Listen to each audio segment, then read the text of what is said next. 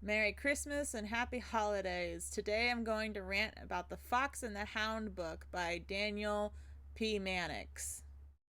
There's a lot to go over in this book, so I kind of wanted to just do a rant piece over it instead of just doing a lot of bits like last time. Um, so here's my ranting for that. First of all, the book and the movies are very different. The movies only draw about 3 to 4 chapters from the book reference, and they change a lot of things.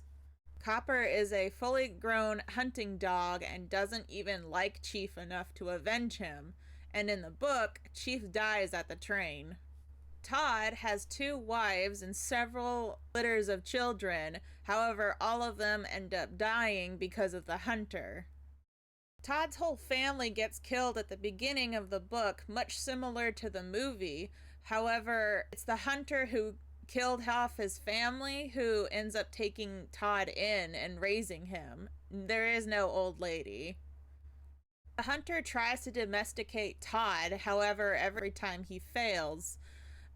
He essentially ends up teaching Todd the ways of human behavior as compensation for that whole plot thread.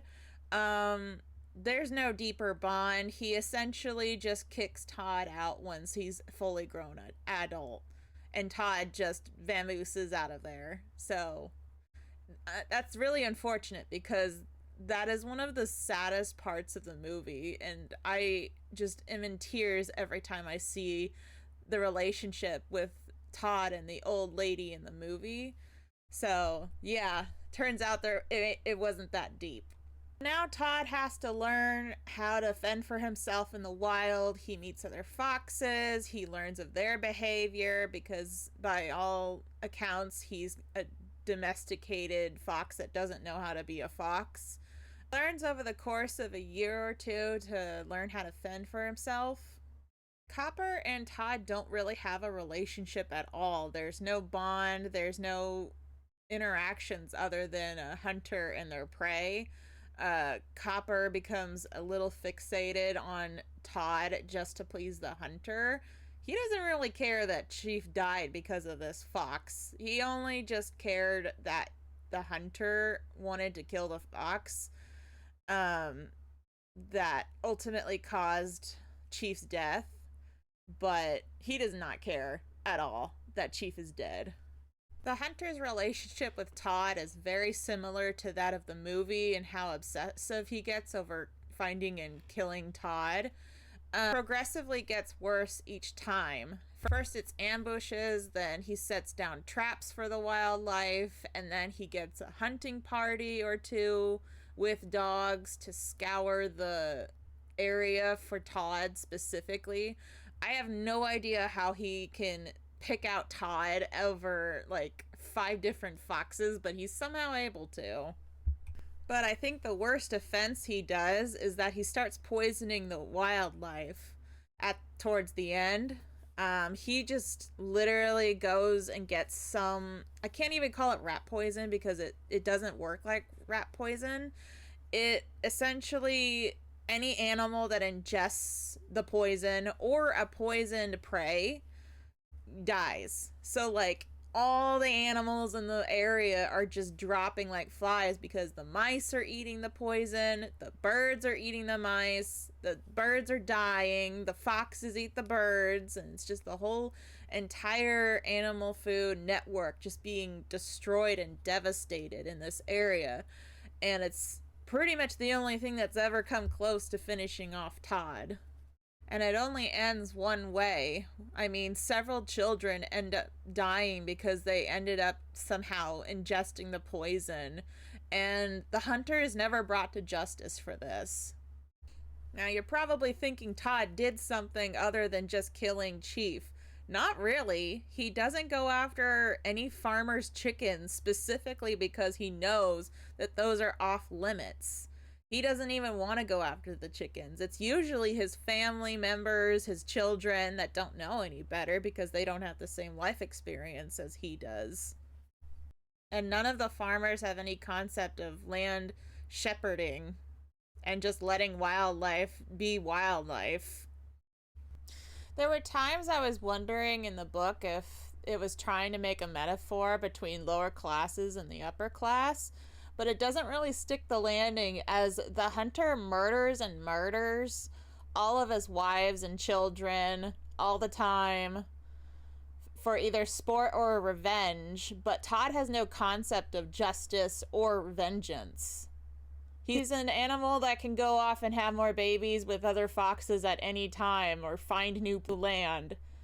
He doesn't have the morality of guilt of Chief's death, nor does he become petty or mean to Copper in any way, shape, or form.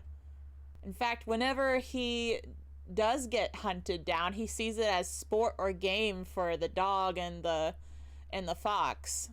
And in one more final hunt for Todd, poison finally catches up with Todd because even he can't outrun the effects of poisoned wildlife, and he essentially does outrun Copper, but his heart gives out. His heart gives out, and that's the end of that. And I think that was the best ending because I honestly didn't want Todd to be caught by the hunter. The hunter literally destroyed the entire ecosystem of the area of what little was left, so that all the foxes in the area went into the rural area and they became just absolute feral beasts rather than just wildlife living in a forest. At the end of the book, the whole area just becomes paved over, and all the hunters and farmers are being sold off. Their land is being sold off, and everybody's just moved on except the hunter. The hunter is the one responsible for not only killing wildlife, but also children, and there's no justice for that. It just happens and just gets moved on. He essentially skins Todd. He makes a big hoorah, I caught the fox, and everybody is so happy for him because at that point he was alone. He was just this grumpy old man with nothing left as everything in the world moved on without him. But like, catching Todd was the one big thing, the one big hurrah of his life. And I don't feel any sympathy for the hunter. Like, I'm not against hunting, but I don't feel any sympathy for a hunter that destroys wildlife in an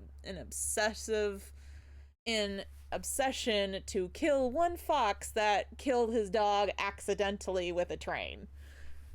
But that even doesn't last for very long, and everybody moves on with their lives, and he's back to being alone, pretty much. The hunter gets visited by city people trying to bully him off his land, and all he has left is Copper, by the way. He has no other dogs, even though he had like 50 dogs chained up, and Copper's old now, I assume, because I'm just assuming this is years and years, because it's written like it's at least 7 years.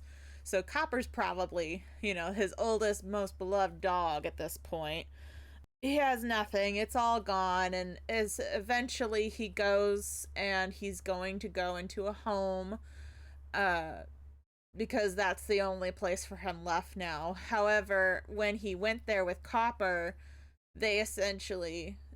This is through the Copper's perspective, so he doesn't know it, but you can infer as the reader that they told him he can't have his dog and live in a retirement community. So Hunter goes out with Copper, crying, pets him, covers his eyes, and readies his gun. No more Hunter, no more dog, no more fox. I think I definitely prefer the Disney movie's story of love, friendship, and forgiveness.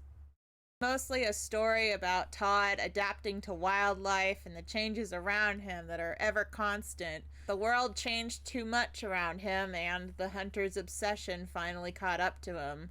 I can definitely see the inspiration of the Disney story of two friends torn apart by the world's expectations of them. I think the Disney story serves as a much needed representation of letting things go and don't let hatred and obsession rule your life, or there'll be consequences to both you and those around you.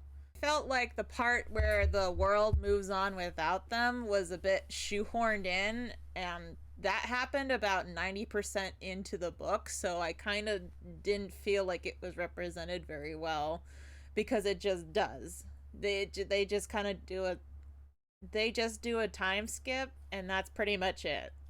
I think that Todd should have been a lot more afraid of humans than he was. He wasn't afraid of humans. He was curious and watched and learned, and that's a valuable skill. However, he could have just left the farm far behind, journeyed a mile out or two elsewhere, and never see the hunter again. No more problem, no more hunter. It would get kind of repetitive at times with the amount of dogs hunting him down. But I mean, it's a story about a fox and a hound. I'm pretty sure it's gonna be a lot of hunting. But I did end up just skimming pages because it was extremely hard to be focused on the same hunting techniques 1,000 times over. I think the book is a 3 star out of 5. I think, and it's definitely a classic worth reading. However, I do prefer the movie to the book just because it had much stronger themes, and overall you can see where they kind of took creative liberties after everything. Like I said, the movie only stretches about 3 to 4 chapters in the book, but they do so much more with it than I think Daniel Mannix did with his own book. So that's the end of my video. I hope you enjoyed it. For now, I'm going to be reading 2 Christmas stories because I need something a little more cheerful to read at the end of the year. I hope you find a good book to read yourselves. So happy holidays, stay safe, drive safe. See you next time.